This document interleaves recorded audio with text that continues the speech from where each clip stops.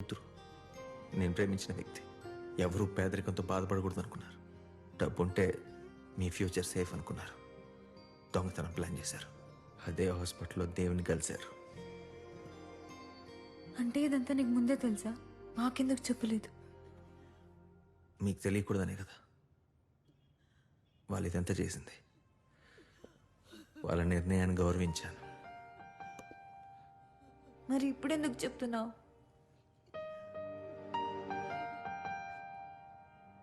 అమ్మ రివెంజ్ ఆపేద్దాం అంటున్నారు.